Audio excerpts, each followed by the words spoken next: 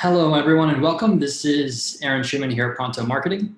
This is Adam Porteous from Pronto Marketing. Today, we're going to be talking to you about SEO and doing it at a 101 level. So covering the basics of what helps you get ranked, and then how do you convert those rankings into results.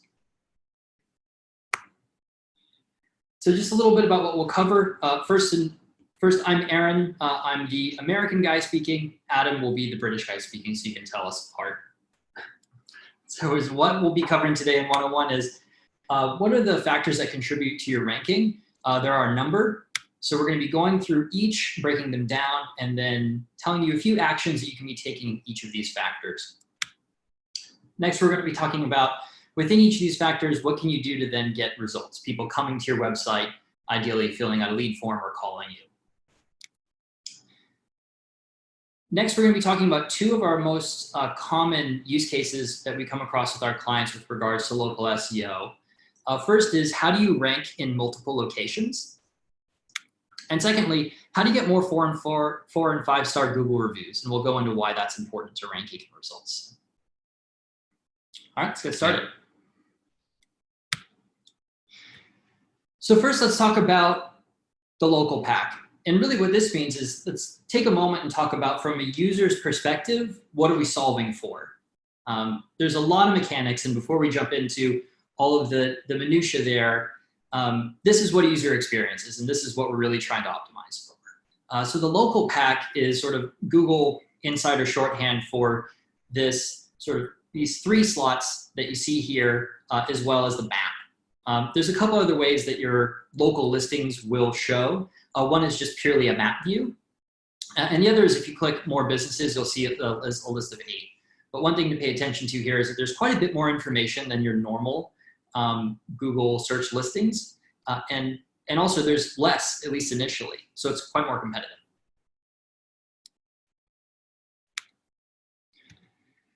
So moving into the factors, this colorful pie chart that you're looking at here is created by a company called Moz.com, or also otherwise known as SEO Moz. So it's a SEO software, and every year what they do is they survey thousands of SEO specialists, and they get a feedback about what are the factors that go into their search rankings. So what we're going to be talking about today is each one of these rankings, at least insofar as it counts for 10% or more of your factors that go into your rankings. And breaking down each one of these and what you can be doing in each. And at least the takeaway here from this slide is, despite many marketing pitches that you're probably getting in your inbox and across the internet each day, there's not one silver bullet. There's not one weird trick that SEO insiders use. There's a lot of things, and it's a discipline. So we're trying to break it down today and make it easy for you all to understand. Yeah, Google used to have many sort of manipulative tactics it would sort of succumb to. And since its algorithms and the complexities of the way the machines are developed and how they understand how websites interact, how it actually uses artificial intelligence, how it looks at content, that there is no real black hat old SEO tactics to game the system, and it's about using like a holistic range of methods, and most importantly focusing on content and authority. Yeah, and I think on that note, one of the things that Google does above all else is they want to give the most relevant result to a customer because they think it's the best experience and they want to be the most helpful. So we will get into a lot of minor details, but if you can always level up to what is the best possible thing for the customer that keeps them using Google, that's what Google wants. So let's dive in. So as you saw, that big blue chunk of that pie chart is about 25%, and that accounts for your Google My Business profile. So first and foremost, it should be complete and also active. If you noticed a couple slides before when we were looking at the local pack, your Google My Business profile actually populates the majority of what is shown to a customer. So really, you need to make sure that as much information is there so Google can present it.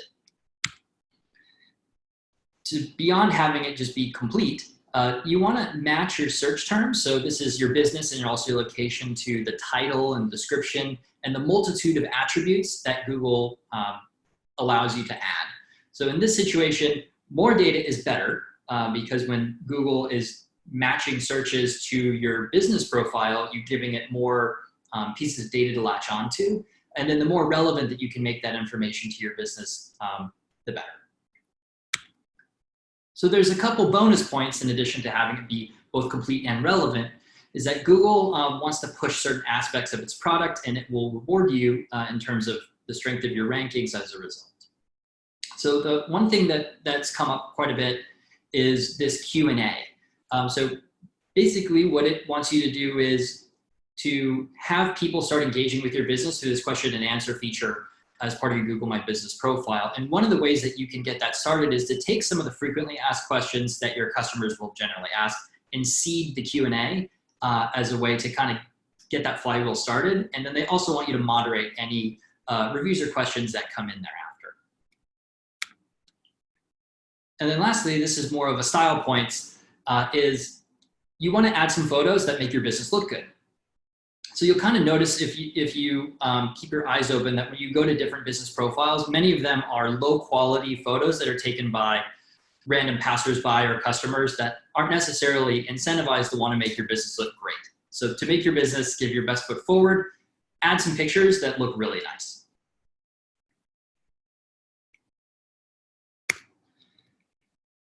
Okay, so moving on. So backlinks, or third-party links that come from other websites that link to your website, define this thing called domain authority. Domain authority is shorthand for how relevant your website is for the subject matter that your website is about. And it goes on a scale from 0 to 100. So one thing to keep in mind is that your goal should not be to have 100. Only a few websites in the world have that. I think like Facebook is one of the few. Google. Yeah, Facebook, yeah, Facebook and Google. Really what you want is your domain authority to outrank your competitors. So your DA signals your site's value relative to your competitors, and it's defined by third parties linking to your website. Now, if the third party linking to your website has a higher DA, let's say that the domain authority of your website is say 15, and the Wall Street Journal or even sort of your local news publication has your local news publication has a DA of 35, their 35 confers authority onto your business that has 15, and then will raise your domain authority. So examples of this that you can go out and do this on your own would be sort of local news sites or your local chamber of commerce or any industry publications. So it's anywhere where they could either do an interview in which you're the subject, or they could do an interview in which case you're sort of a contributing expert and they provide a link to your website. Or this is just you being part of industry publications where they're listing partners and people who practice in that area. Clients and customers, if you're in the B2B space, are always an opportunity as well. And some of like the IT clients, and specifically that I work with, some of these may work with a not-for-profit website or a large site that has lots of traffic. So sometimes the domain ranking of your potential client sites, you could have a nice case study piece that's done on their website, or even just a decent do follow link and still have an impact for your website, especially because it's local relevance as well. All right, moving on. Positive Google ranking. So this accounts for about roughly 14-15% of your total ranking factor. And positive Google reviews do two things for you. One, having more and more positive Google reviews ranks you higher than your competitors, but it also contributes to the click-through rate to your website. So this chart that we're looking at here is done by a local search company called Bright Local, and they put together a really clever test where they were looking at different search results, and they assigned different star rankings and Google reviews to these different search results, and they were testing what is the likelihood that a user is going to click on a 1, 2, 3, 4, or 5-star review versus another, versus one that has no stars at all, that doesn't have reviews enabled. So one of the interesting things that they found was that pretty much it only really starts benefiting you at about a 3-star rating, that's almost kind of a wash at 4%.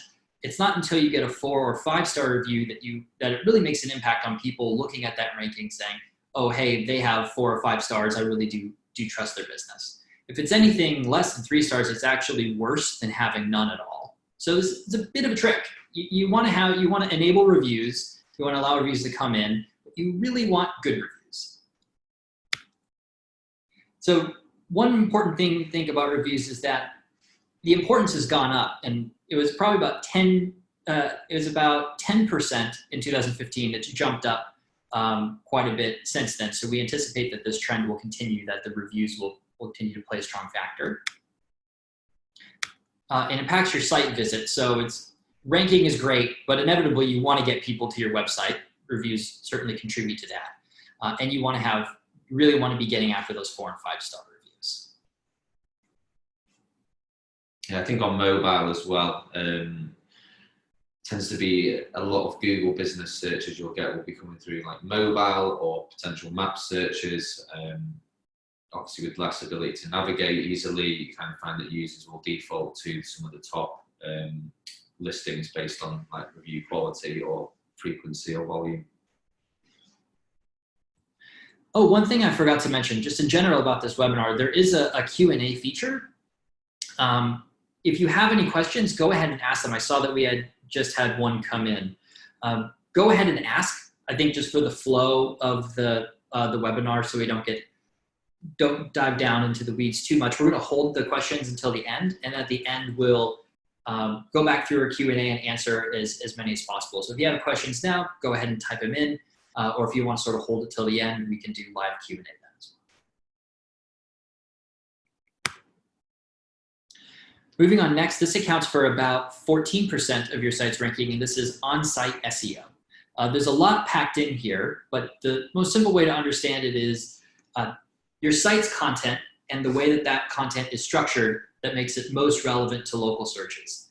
Really makes it easy for Google to take the search that is put into the search bar, crawl all of the pages that are out there, and connect it to the best result to give the best user experience. So that consists of the keywords, the page title and description, its headline, otherwise known as an H1, as well as the subheadings within the page, and images. And we'll break that down for you here in an example. So let's say that you do HVAC in Toronto and you have a service specifically for boiler repair. So here in this situation, we are optimizing for boiler repair in Toronto. So quite literally, you put that in a sentence in the page title, boiler service repair in Toronto.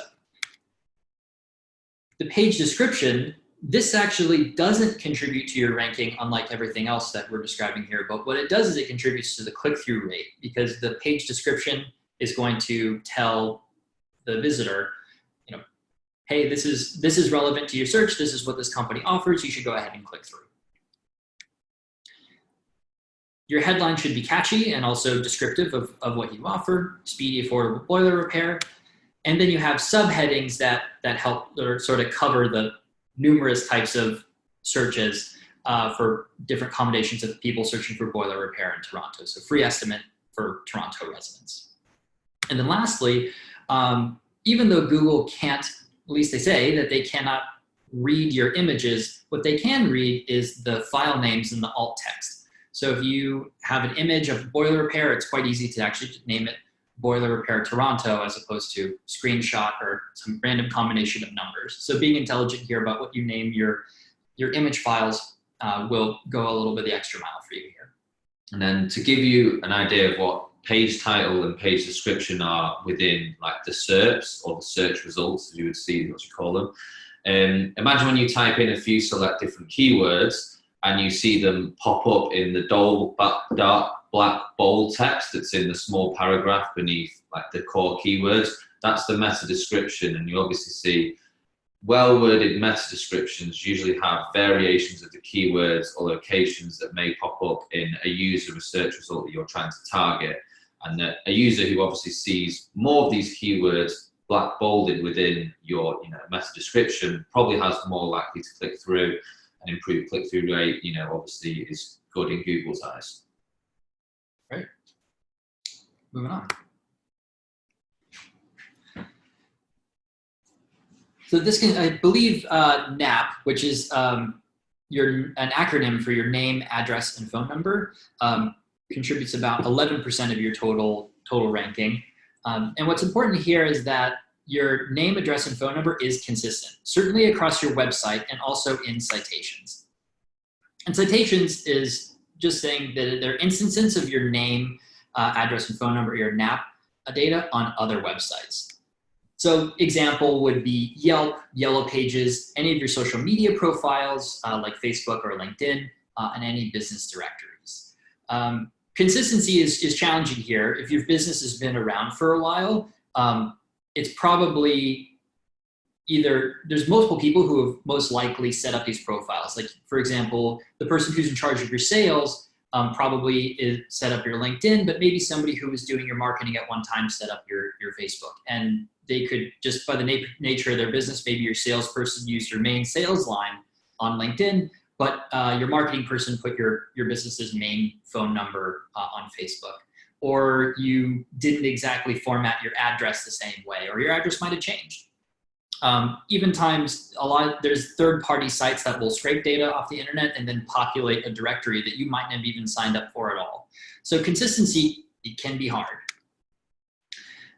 And that's a challenge because, you know, Google, they like consistency because if they're seeing that there's two different addresses for a particular search, but they found another one that is consistent, they're going to favor the one that is consistent because they feel like they don't want to send a user to the wrong place or have them call the wrong phone number. So how do you tackle this? So you have all these different profiles and all sorts of different platforms, and you're not 100% sure what data is out there and if it's all right. There's a couple vendors that do a pretty good job of this. One is called Yext, and another one is called Whitespark. What you can do is put in your business information. They'll crawl the internet and give you a list of everywhere you show up. You can go and chase those sites down yourself, or they have a service where they'll actually go and do that consistency check and fix for you. Adam, you got anything to add on this one? No, Whitespark are a pretty good service. They also offer citation building, so that beyond just the consistency and like an audit check on what's currently out there, they offer you industry and local, hyper-local sort of listings that can be beneficial to your local ranking and organic ranking in general.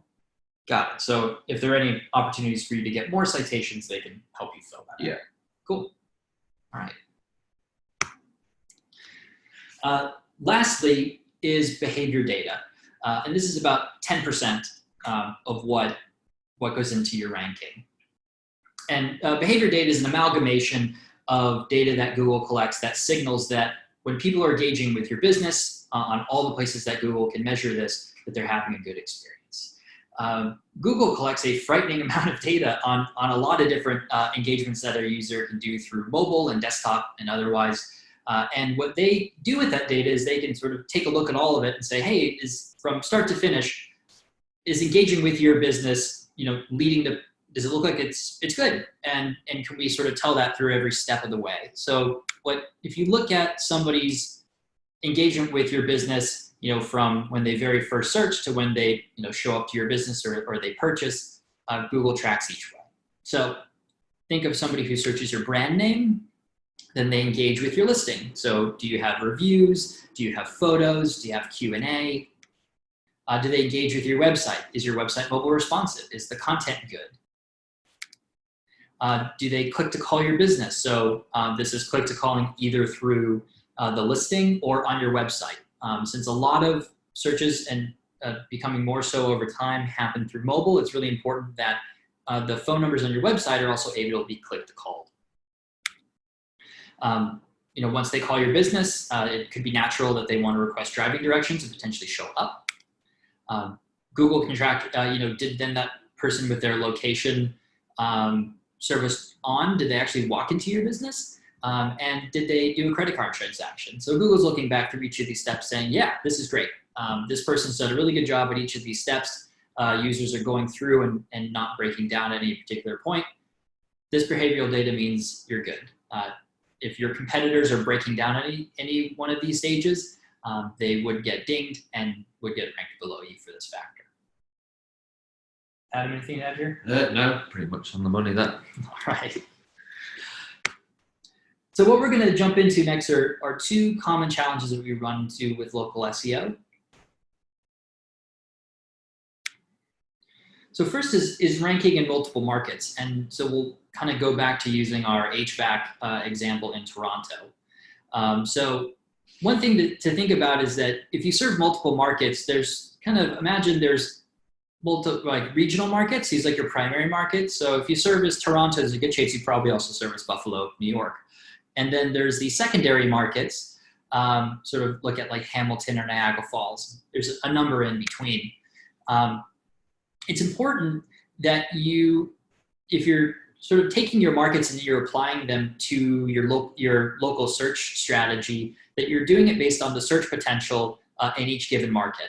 Like you may service a particular market, but there may not be a whole lot of search opportunity there, meaning it's not really worth your time. So what you want to do is use something along the lines of Google Keyword Planner. And Google Keyword Planner will tell you for any given area how many searches are there and how many of those are relevant to your business. So in this situation, maybe there's some smaller towns, but in reality, they're probably not going to have as much as these larger towns, like for example, Hamilton or Niagara Falls. In this general region, they have the third and fourth most search next to Toronto and Buffalo, which have 1 and 2. So once you know your primary and secondary local submarkets, the first thing you want to do is update your Google My Business profile for multiple locations. So this is just telling Google, hey Google, I service this general area. So if people are searching, make sure to keep me included. And then next, and Adam can touch on this, is if it's possible to have so maybe you have a physical location in one of these other areas. What that would actually enable you to do is to have a secondary NAP. So that goes a really long way into having additional citations. So Adam, you want to talk a little bit about that? Yeah, so especially if you're, imagine trying to rank for, say you're a consumer business and you're fixing laptops. So it's like laptop repair near me or Chinese restaurant near me. Having a physical location within the proximity of where that signal's sent from, like 4G or IP, or if they type in like an actual name, like in Hamilton, as you can see on the screen, having a physical location there is going to highly increase your chances of appearing in a Google search result, both on for the Google Maps and potentially organically. Google's not only going to look, it also will look at your strength of your site and other things like that we've touched upon. But having a physical location is going to far increase your chances. And again, if you have reviews and activity on that website, so on that particular NAP listing, then again, that's another positive for click-through rate and the rest. Yeah, the searching for something near me is very popular, and Google basically has to pull any number of different data other than the actual location that you were searching from in order to produce a result. So NAP is something that fits right in there in that near me search. So one of the bigger solutions you can take to ranking in multiple markets is creating location pages. So earlier we showed you this Toronto HVAC boiler repair service page. So you can imagine that this is obviously fits Toronto. This one is going after boiler repair Hamilton. So one way to think about this is that you want to take your main pages for your primary markets. So in this case, the Toronto HVAC boiler repair would cover, let's say, Toronto and Buffalo. So you'd want to add Toronto and Buffalo into your titles and tags and meta descriptions. And then you would create the secondary page, boiler repair Hamilton, for Hamilton. The reason why your primary market is going to go to your main page is going to have a little bit more relevance. It's going to most likely be in your navigation, and because it's closest to your root domain or your main domain, it's going to have the most juice. But you're creating the secondary page to give it a little bit more relevance to the secondary market. So it's important as you're creating these location pages is that the content is unique. So one mistake that people will make is, let's say you service 12 markets, is that you create one page, and that you sort of find, replace the location, and was saying, okay, well, city 1, city 2, city 3. Google is going to realize what you're doing, and they're going to see that the page content is actually duplicated, and the only thing that you're changing is the name, and they're not going to be giving any credit to those multiple pages. So it's important that each of those location pages is unique. So one thing you can do to increase that uniqueness is to first, put your physical location or that region on that page, and also the Google map for that area.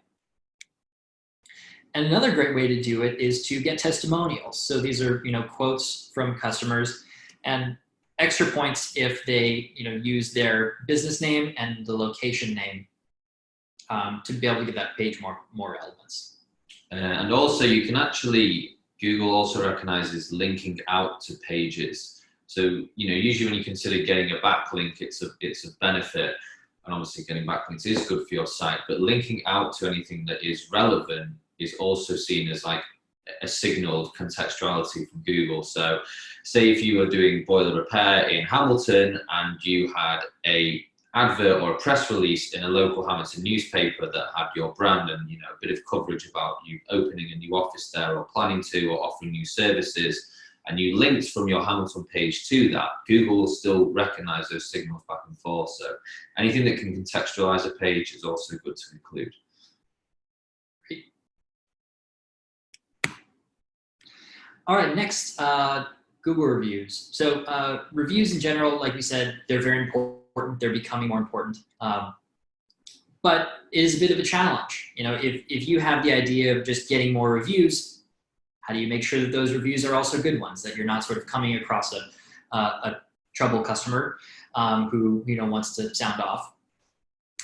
So we have tackled this ourselves, and we'll walk you through how Pronto Marketing does it, how we get more reviews and better reviews at the same time. So we use a customer satisfaction tool called SimpleSat. SimpleSat just happens to be a subsidiary company of Pronto. But there are others like it. I think probably the next biggest competitor is called Smileback. You might be familiar with them as well. But we'll go through the example for SimpleSat. So what we do is after any time we engage with the customer, we send them a survey. And it asks, and just in general, whether it be a quarterly review or whether it be at the end of a ticket resolution. And we ask them, hey, are you happy? Are you not happy? Happy customers, we ask them to leave a review. We point them towards Google, but you can also point them to any other platform. So you can see in this GIF animation on the right exactly how that works. If a customer indicates that they are anything other than happy, we push that person and have them and get a response from customer service, because one, it's important for us to know if you're not happy, we certainly would like to make you happy, and if you are happy, we'd like you to share your experience. So the effect that's had for us has been pretty dramatic. We enabled Google reviews and filled out our initial Google My Business profile, which at the time was quite sparse as far as what you had to provide. When we started getting reviews, probably each 6 months we would get like 2 or 3, no more than 5. And then once we enabled SimpleSat, which we did through an integration with our customer management tool Zendesk, works with any number of tools, and you don't necessarily have to have a customer management tool. You can just email these surveys out to your customer list. But once we enabled SimpleSat, it was pretty dramatic, to the point to where now we get probably 1 positive review each week, which has been pretty great. I think we have almost a 5-star review, and we have probably not 5-star average review. It's between 4 and 5, and I think we have about 80 reviews overall. So that's been really great for us. Yeah, and also one of the questions that actually popped up, which is someone asked, Sarah did, recommendations for requesting Google reviews from clients in the B2B sector. So another point to touch upon that is, along with potentially using things like SimpleSat, as we said, there's also simple things you can do, like the Pronto newsletter. We can add an image with a link to your Google business page, or however many you have, depending on which clients you service or which one you send your newsletter to. And that can also drive reviews from your existing customers who may not have, go to their Google business listing and leave a review. You can just take them directly there.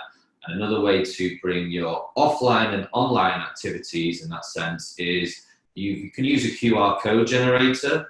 You can generate a QR code of your Google business listing, put it on the back of a business card, and then that's next time you go to do a site visit and you deliver some good customer satisfaction, you know, it's a good time to press someone for a review. And again, another way to leverage SEO for your site using your clients and contacts. Great. So Sarah, hopefully that was helpful for you. So to wrap it up, key takeaways that will move the needle, there's 4. One is Google My Business has got to be your new best friend. If you do this, it will account for 25% of the work and will at least make it possible, you know, to populate the local pack. So this is a great place to start. And, you know, as we mentioned earlier, with the seeding the Q&A, there's certain aspects of Google My Business as they continue to roll out new features that they'll reward you for using. So Google My Business should not just be something you do once, but something that you maintain as part of your, you know, regular marketing activities. Next is building links. So as Adam mentioned, there's external links, but particularly inbound links from third-party sites, and also button up your NAP. Particularly either using Yext or Whitespark to go through and just sort of get everything consistent and then go ahead and building additional citations after.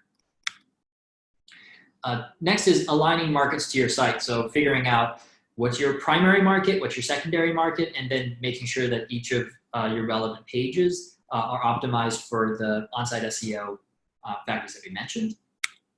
And lastly, make a plan to get reviews. So whether it's some of those online to offline techniques or just putting it in your email newsletter that Adam was talking about, or whether it's something a little bit more integrated and purpose-built like a SimpleSat, make a plan to get reviews. Right now it accounts for 14 or 15% of your total factor, but that could easily go up. And it's one of the opportunities that you know that, one, it does get you more rankings, but 2, it will absolutely drive more traffic to your site if you have better rankings than the person next to you.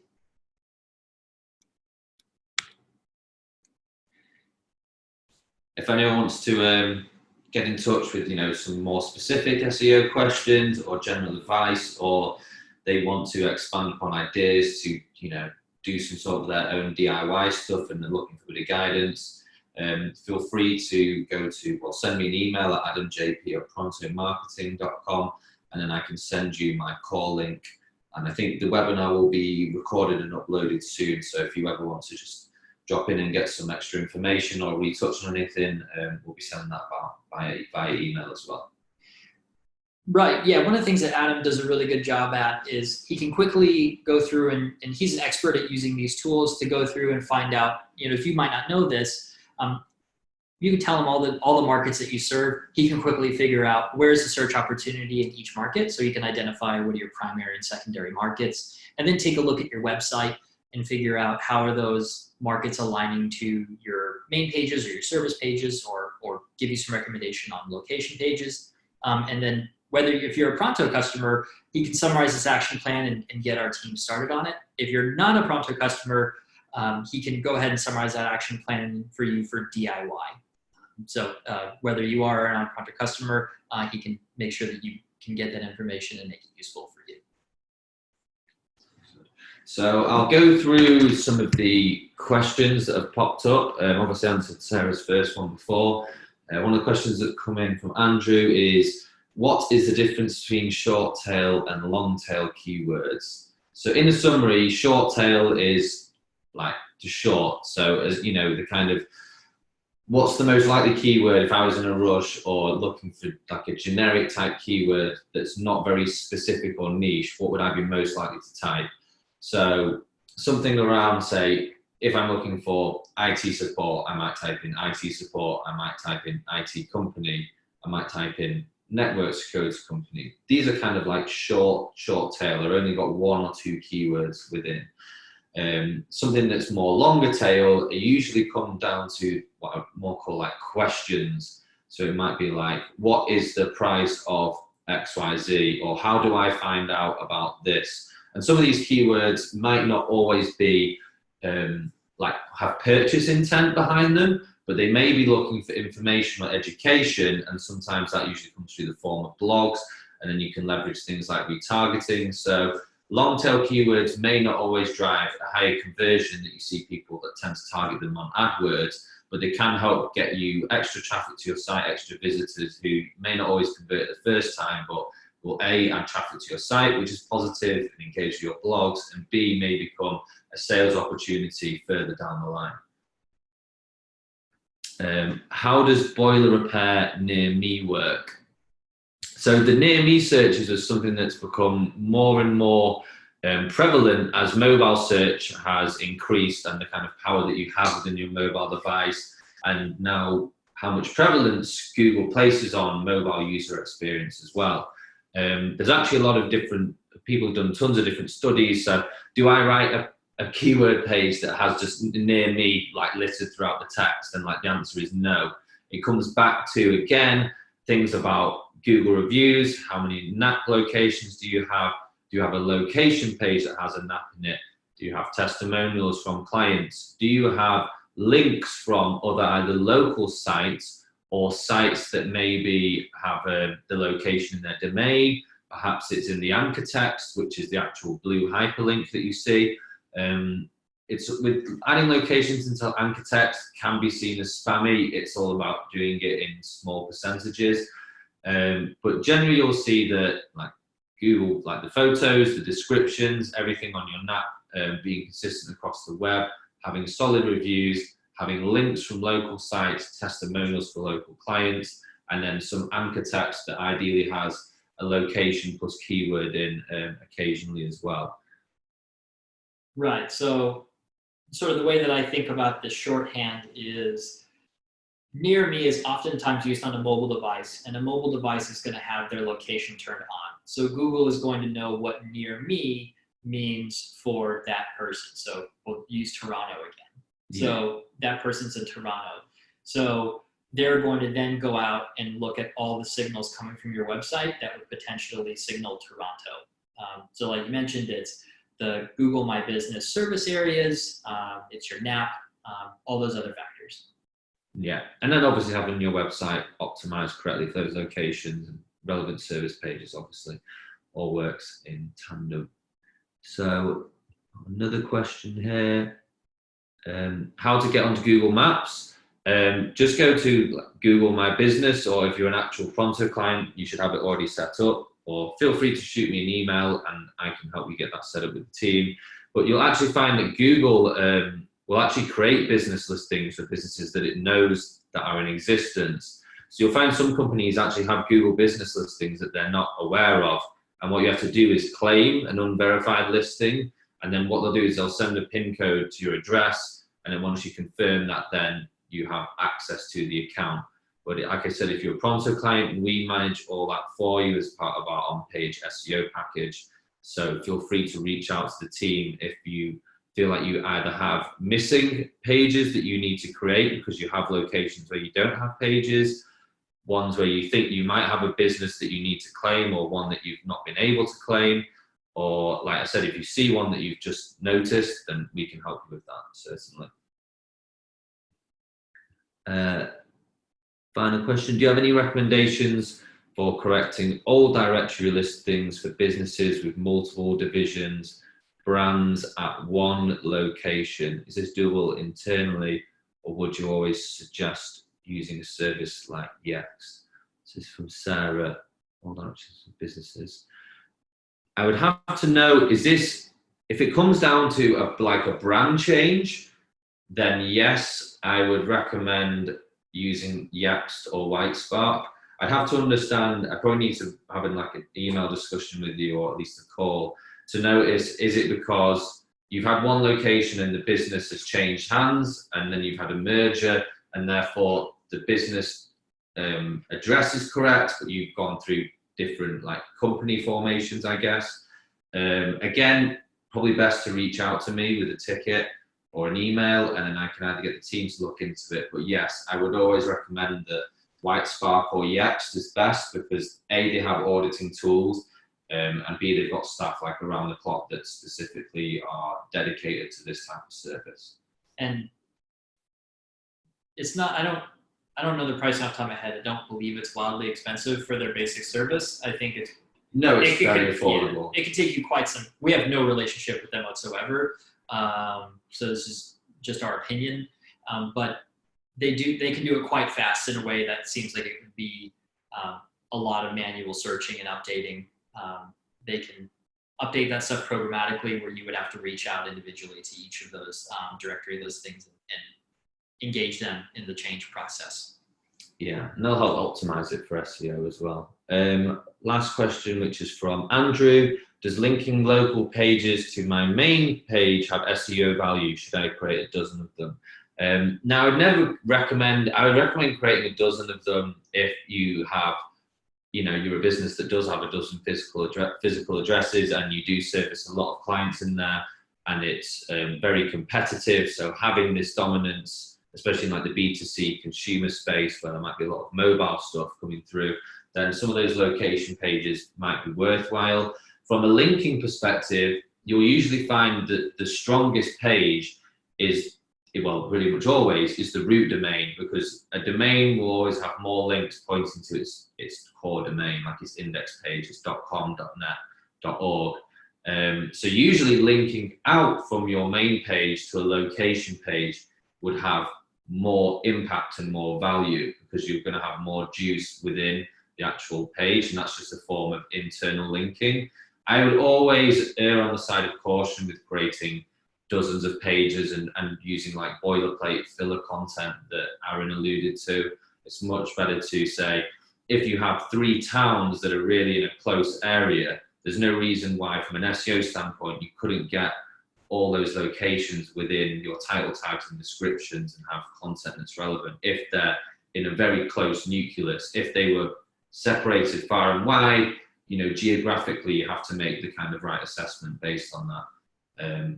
And I can, like I said, I can always give some assistance. All right, does that cover our Q&A? Yeah, I think that's all the questions, nothing else. Oh, there's a couple more. How is important your star rating on Yelp to your local SEO ranking? That's from Clyde. Yelp isn't actually one of Google's trusted review partners. I was doing some research on this the other day. So when I worked with clients in the UK, we used to use Trustpilot. Some people may have heard of them, which are a very big. I think they work with lots of like the big like energy providers, comms providers for broadband in the UK, airlines in particular. You'll see use Trustpilot. So there are a handful of ones that are certified. I think FIFO is another one that are certified trust partners in terms of the star rating and the aggregation of reviews, like almost in real time, is going to have impact. The way it indexes, it sees as like a live signal. But yes, having activity on your Yelp and having that Yelp links to your website is important. I think Google does index that kind of stuff, but it's always going to place preference on either its own services, so YouTube and Google and such, and then second of all, its trusted partners. So always focus on getting positive reviews, but Google is going to have more weight than Yelp. Richard Young with, does video help SEO in general?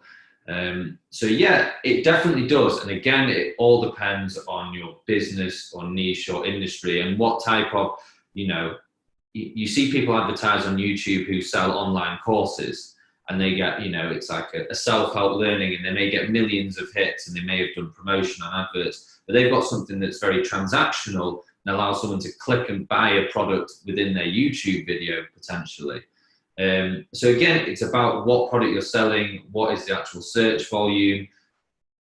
I believe in, when it comes to marketing, having as many mediums and touch points is beneficial. Google owns YouTube.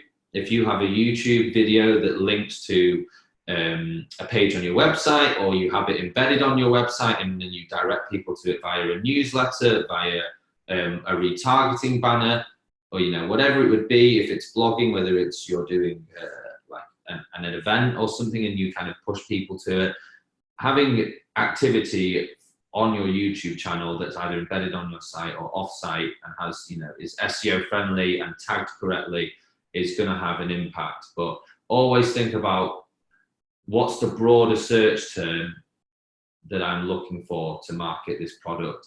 So certain, you know, if you're doing like B2B and client type services, you're probably not going to get an opportunity to sell something from the video. So you might want to be doing something that's more educational, that has a wider scope and can potentially bring in more eyeballs and more engagement and more people viewing. And then Google's more likely to send users to that video because they've had people that have had previous engagement with it. Yeah, the way I think about this one is, first you want to make sure it's not video for video's sake, but that it's relevant to the user for starters. But secondly, assuming the answer is yes, if you have some piece of media that's relevant to the user that can populate each one of Google's channels. So in this case, imagine there was someone searched for you and there popped up your main website, your blog, a relevant image through like an infographic and then a video. Like that's all helpful for you because anywhere where you could click within the search results, there's going to be something that Google can show. So I could kind of look at it that way. Yeah, definitely, like a holistic approach. Always try and use as many marketing avenues as possible. We get a lot of calls. This is from Kylie. We get a lot of calls for other businesses saying they were trying to contact said business, but they got a hold of us instead. Is there a way to update the phone number or disconnect our phone number from showing up with other companies? So if I'm reading this correctly, it could be that there is some kind of mislabeled Like NAP somewhere. So whether it's your information getting crossed up, somebody else, vice versa. Or like an old business that had your phone number and they've recycled it. I can't really say.